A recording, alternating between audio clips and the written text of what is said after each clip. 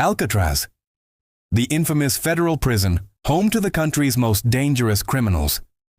But beyond its towering walls, one of its most bizarre stories involves an unexpected resident, a reptile, far from the prison's intended population. Alligators, smuggled into one of the most secure prisons in America, not as a scientific study or as part of a zoological program, but as contraband pets. In the 1930s and 1940s, it wasn't just cigarettes and alcohol that prisoners sought to smuggle into Alcatraz. They also craved companionship. And for some, that meant reptiles, specifically alligators. Smuggling live animals into a high-security prison seems impossible, but clever inmates found ways. They used creative methods, hiding alligators inside large coats, or even sneaking them past guards in food deliveries. Their mission? To turn these wild creatures into personal companions, offering a rare form of solace in the brutal, lonely world of Alcatraz. The species most commonly smuggled, the American alligator. Why? They were small enough to conceal and resilient enough to survive in harsh conditions.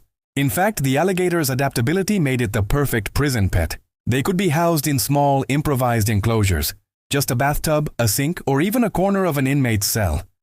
Prisoners cleverly circumvented security by using their knowledge of the prison's routines. They exploited gaps in the system, such as the fact that guards rarely searched inmates thoroughly for non-human contraband. And if they did, the reptiles were often hidden well enough to escape detection.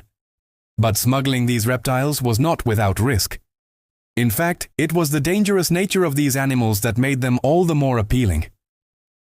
For some inmates, the presence of an alligator was a symbol of their power and control, in a place that stripped them of everything else. The motivation?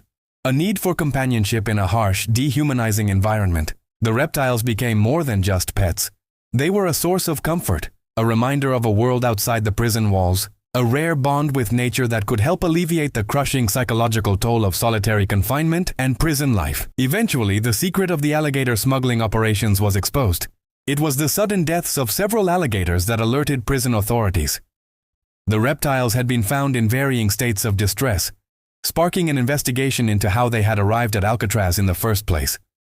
The authorities began cracking down on animal smuggling, but not before the alligators had become a strange symbol of inmate defiance, ingenuity, and the strange ways prisoners sought to make their harsh reality just a little more bearable.